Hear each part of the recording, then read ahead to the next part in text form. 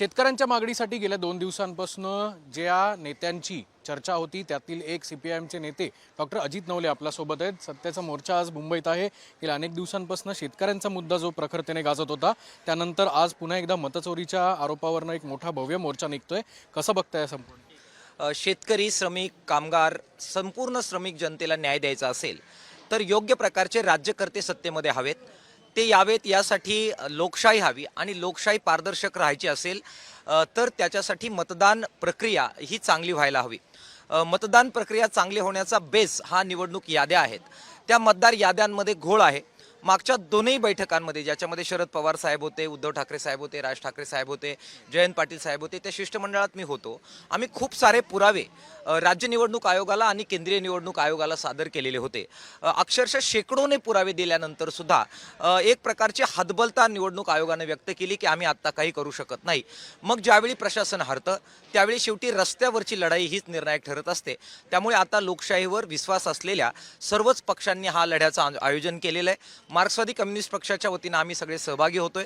मोठ्या संख्येने महाराष्ट्रभरातून लाल झेंडा घेऊन सीपीएमचे कार्यकर्ते, नेते या मोर्चामध्ये येत आहेत। ही काही कोणत्या पक्षाची झेंड्याची लढाई नाहीये, विरोधी पक्षांची केवळ लढाई नाहीये, लोकशाहीवर विश्वास असणाऱ्या प्रत्येकाची ही लढाई आहे आणि त्यामुळे लोक मोठ्या संख्येने सहभागी होतील हा माझा विश्वास आहे। निश्चितपणे आपण जर गेल्या काही दिवसांपासून बघितलं तर शेतकऱ्यांचे मुद्दे असतील किंवा थेट मतचोरीचा आरोप आहे, बोगस मतदानाचा आरोप आहे, या दोन्ही गोष्टींमुळे सरकारला कुठेतरी अडचणीत आणण्याचा प्रयत्न होत नाही। हे बघा, हा कुणाला अडचणीत आणण्याचा न आणण्याचा मुद्दा नाही। स्वतः मुख्यमंत्री देवेंद्र फडणवीस साहेब यांनी सुद्धा प्रसार माध्यमांशी बोलताना हे मान्य केलेले की मतदार याद्यांमध्ये गोंधळ आहेत। ते एवढंच म्हणाले की ते जरा आमची सत्ता येण्याच्या पूर्वीपासून आहेत।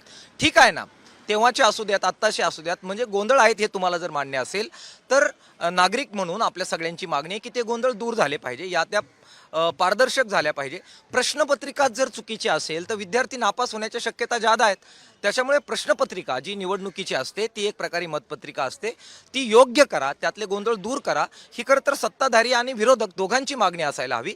आज विरोधक मोठ्या प्रमाणात ही मागणी करतायत, ही चांगली गोष्ट आहे। सत्ताधाऱ्यांनी त्याचा कॉग्निजन्स घेऊन त्या पद्धतीने काम करावं ही विनंती आहे। निश्चितपणे गेल्या काही दिवसांपासून शेतकऱ्यांच्या मागणीसाठी आपण ज्या पाठपुरावा केला होता त्याबद्दल एक तारीख सरकारकडून देण्यात आलेली आहे। याबद्दल तुम्ही, बच्चू कडू असतील, इतर नेते असतील, हे समाधानी आहात?